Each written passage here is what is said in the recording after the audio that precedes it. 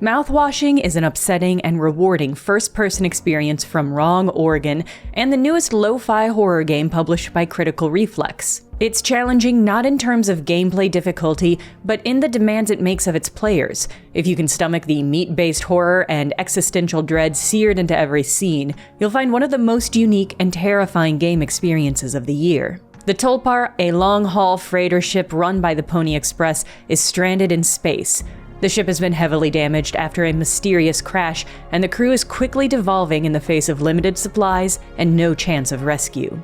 Curly, the captain, was severely burned in the accident, leaving Nurse Anya to care for him with insufficient supplies and expertise. Engineer Swansea and his fresh-faced intern Daisuke have to face the fact that no amount of repairs will get the ship moving, while new crewmate Jimmy steps up as captain to take responsibility for the ship. None of them are prepared to handle what is happening. The game is non-linear, moving between times roughly marked out as before the crash, when you play the first-person POV of Curly, and after the crash, when you inhabit Jimmy. Although the gameplay is probably best described as point-and-click, it more often feels like an exploration game. Instead of exploring a new space, you're exploring a new time, trying to parse what's changed on the spaceship between now and before. You'll be doing a lot of laps around the spaceship, but the surreal pacing means at any moment you might glitch out and travel to another time. The lo-fi, low-poly graphics are described as PSX era, and they make for a surprisingly visceral experience. Mouthwashing's often cinematic cutscene framing lingers on burned flesh, mutilated bodies, organs, and gore. Incoherent textures and murky, fleshy colors help to maintain tension during some of the longer exploration segments. The design of the ship underscores the oppressiveness of the crew's experience. The Tulpar is the only spaceship I've ever seen with a conversation pit. In certain flashbacks, the imagery on the massive screen changes, corresponding to a day-night weather cycle.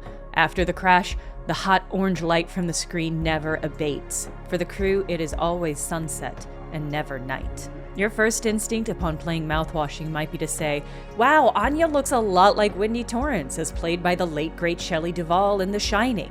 The game has plenty of other references to Kubrick's masterpiece, which is pretty common. I can't count the number of indie games with a texture based on The Shining's iconic hexagonal carpets. Later in the game, flashing screens invoke the style of Neon Genesis Evangelion. Intertextual references are a hallmark of the horror genre, but in Mouthwashing, they aren't just surface-level winks. They represent the game's deeper themes, like the madness of a confined space, and how the burden of responsibility can break a person. The thoughtfulness and intensity of the themes make Mouthwashing stand out in a genre that can sometimes suffer from basic fears and single-mindedness.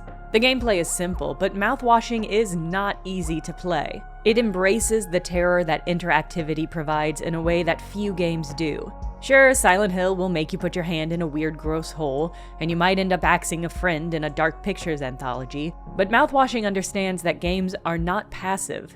The only way to move forward is to engage, and because of that, you will have to do terrible, cruel, grotesque things in order to progress. Some people will quit rather than feeding their intensely burned captain painkillers or putting a crew member out of their misery, and that's totally valid. But what you can't do is just cover your eyes and wait for the horrors to go away. Because you're in them. Sometimes you're the one committing them. Playing Mouthwashing isn't just a matter of being subjected to the terrors, but of actively participating in them. Mouthwashing won't be for everyone. I suspect many gamers will struggle with the unflinching nature of its terrors. For gamers looking for a well-written, surreal, and horrifying experience unlike any other, this one's for you. Mouthwashing is available on PC for $12.99.